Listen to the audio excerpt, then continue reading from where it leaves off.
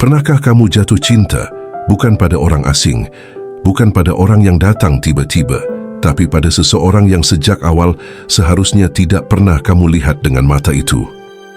Pasangan sahabatmu sendiri, orang yang namanya sering disebut oleh sahabatmu dengan nada penuh cinta, orang yang kisahnya kamu dengar bukan dari jarak aman, tapi dari mulut orang yang kamu percaya, orang yang seharusnya berada di wilayah terlarang, tapi entah kenapa justru terasa semakin dekat setiap kali kamu berusaha menjauh. Dan di titik itu kamu mulai bertanya, ini salah atau ini hanya manusiawi? Karena anehnya hati tidak pernah membaca aturan sosial, hati tidak pernah ikut rapat moral, hati tidak peduli siapa duluan, siapa berhak, siapa pantas. Ia hanya berdetak dan tiba-tiba menyebut satu nama yang seharusnya tidak kamu sebut. Cinta memang tidak selalu datang dengan izin, tapi apakah semua yang datang tanpa izin harus dituruti? Disinilah konflik itu bermula.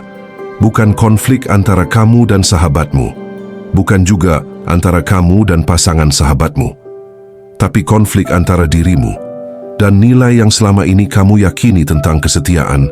Kita sering terlalu cepat memberi label pengkhianat, tidak tahu diri, atas nama perasaan mengorbankan persahabatan.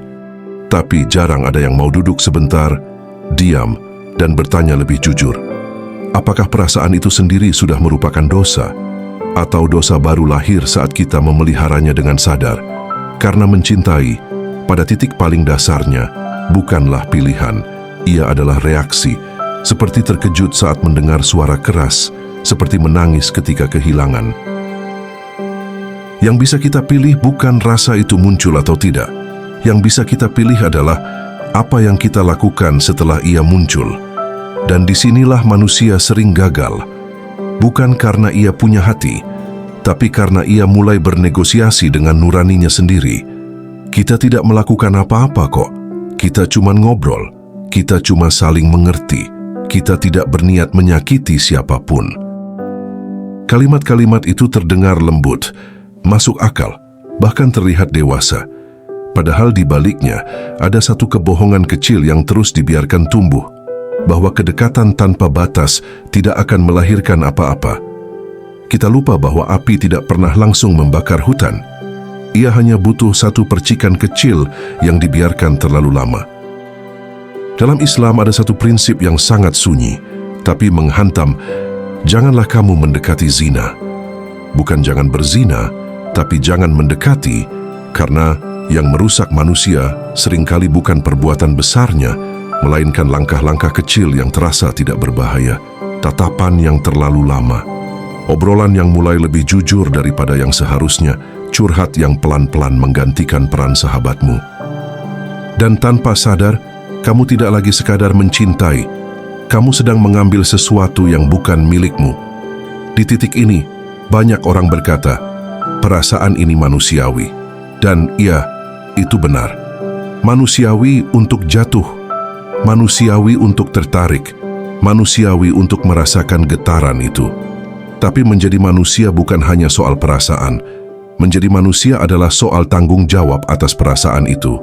Karena jika semua yang manusiawi harus diikuti, maka tidak akan ada yang namanya integritas. Kita sering lupa bahwa kedewasaan bukan tentang seberapa jujur kita pada perasaan, tapi seberapa tegas kita pada batas. Dan batas paling sunyi, paling berat, adalah batas yang tidak terlihat oleh siapapun selain dirimu sendiri. Tidak ada yang tahu isi kepalamu. Tidak ada yang tahu doa-doa yang tiba-tiba menyebut namanya. Tidak ada yang tahu betapa kamu menunggu pesan yang seharusnya tidak kamu tunggu. Di luar, kamu masih sahabat yang baik, masih tersenyum, masih mendengarkan ceritanya. Tapi di dalam, kamu sudah mulai kehilangan dirimu sendiri. Dan mungkin yang paling menyakitkan bukanlah perasaan itu, melainkan rasa bersalah yang datang setiap malam, rasa bersalah yang tidak bisa kamu ceritakan ke siapapun. Karena jika kamu jujur, kamu akan terlihat jahat, dan jika kamu diam, kamu akan terus terluka. Disinilah banyak orang terjebak, bukan karena mereka ingin menyakiti, tapi karena mereka tidak tahu harus kemana membawa rasa ini. Sebagian memilih pergi, menjauh tanpa penjelasan, menghilang demi menyelamatkan semuanya. Sebagian bertahan, berpura-pura biasa, menekan hati sampai mati rasa, dan sebagian lagi memilih jalan yang paling berisik, tapi paling merusak, menuruti perasaan dan menyebutnya takdir. Padahal tidak semua yang terjadi adalah takdir yang harus dirayakan, sebagian adalah ujian yang harus ditolak. Ada satu hadis yang sangat pendek, tapi tajam. Di dalam tubuh ada segumpal daging. Jika ia baik, baiklah seluruh tubuh. Hati, bukan perasaan yang disalahkan, tapi bagaimana kita menjaganya. Mencintai pasangan sahabatmu mungkin manusiawi, tapi membiarkannya tumbuh tanpa batas bukanlah kedewasaan. Dan ini bukan tentang hukum, bukan tentang siapa paling benar. Ini tentang siapa yang berani jujur pada dirinya sendiri.